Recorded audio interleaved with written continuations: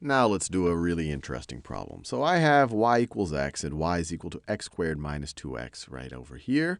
And we're going to rotate the region in between these two functions. So that's this region right over here. And we're not going to rotate it just around the x-axis. We're going to rotate it around the horizontal line y equals 4. So we're going to rotate it around this. And if we do that, we'll get a shape that looks like this. I drew it ahead of time just so that I could draw it nicely. And as you can see, it looks like some type of a, I don't know, a vase with a hole at the bottom. And so what we're going to do is attempt to do this using, I guess you could call it the washer method, which is a variant of the disk method. So let's construct a washer. So let's look at a given x. So let's say an x right over here. So let's say that we're at an x right over there. And what we're going to do is we're going to rotate this region. We're going to give it some depth, dx. So that is dx. And we're going to rotate this around the line y is equal to 4. So if you were to visualize it over here, you have some depth. And when you rotate it around, the inner radius is going to look like the inner radius of our washer is going to look something like that. And then the outer radius of our washer is going to contour around x squared minus 2x. So it's going to look something, my best attempt to draw it. It's going to look something like that. And of course, our washer is going to have some depth. So let me draw the depth. So it's going to have some depth, dx. So this is my best attempt at drawing some of that depth. So this is the depth of our washer. And then just to make the face of the washer a little bit clearer, let me do it in this green color. So the face of the washer is going to be all of this business. All of this business is going to be the face of our washer. So if we can figure out the volume of one of these washers for a given x, then we just have to sum up all of the washers for all of the x's in our interval. So let's see if we can set up the integral, and maybe then in the next video we'll just forge ahead and actually evaluate the integral. So let's think about the volume of the washer.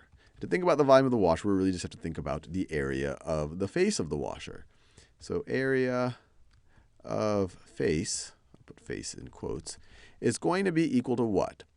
Well, it would be the area of the washer if it wasn't a washer, if it was just a coin, and then subtract out the area of the part that you're cutting out. So the area of the washer, if it didn't have a hole in the middle, would just be pi times the outer radius squared. Outer radius squared. It would be pi times this radius squared. That we could call the outer radius. And then since it's a washer, we need to subtract out the area of this inner circle. So minus pi times inner radius. Inner radius squared.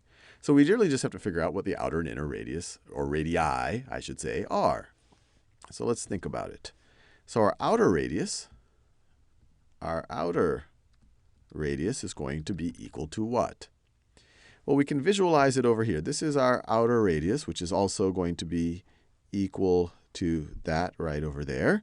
So that's the distance between y equals 4 and the function that's defining our outside. The distance between y equals 4 and the function that is defining our outside. So this is essentially, this height right over here is going to be equal to 4 minus x squared minus 2x. I'm just finding the distance, or the height, between these two functions. So the outer radius is going to be 4 minus this, minus x squared minus 2x, which is just 4 minus x squared plus 2x. Now, what is the inner radius? Inner radius. What is that going to be?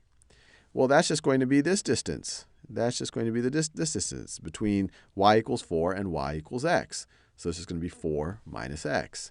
It's just going to be 4 minus x. So if we wanted to find the area of the face of one of these washers for a given x, it's going to be, and we can factor out this pi. It's going to be pi times the outer radius squared, which is all of this business squared. So it's going to be 4 minus x squared plus 2x squared minus pi times the inner radius, although we factored out the pi. So minus the inner radius squared. So minus 4 minus x squared.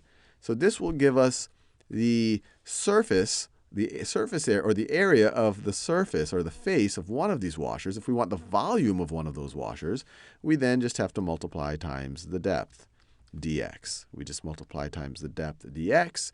And then if we want to actually find the volume of this entire figure, then we just have to sum up all of these washers for each of our x's. So let's do that. So we're going to sum up the washers for each of our x's and take the limit as they approach 0. But we have to make sure we got our interval right. So what are these? We care about the entire region between the points where they intersect. So let's make sure we get our interval. So to figure out our interval, we just say, well, when does y equal x intersect y equal x squared minus 2x? So we just have to say, when does x, let me just in a different color. We just have to think about, when does x equal x squared minus 2x? Equal x squared minus 2x. When are our two functions equal to each other? Which is equivalent to, if we just subtract x from both sides, we get, when does x squared minus 3x equal 0? We can factor out an x on the right-hand side. So this is going to be, when does x times x minus 3 equal 0? Well, if the product is equal to 0, at least one of these need to be equal to 0. So x could be equal to 0, or x minus 3 is equal to 0. So x is equal to 0, or x is equal to 3. So this is x is 0, and this right over here is x is equal to 3. So that gives us our interval. We're going to go from x equals 0 to x equals 3 to get our volume. In the next video, we'll actually evaluate this integral.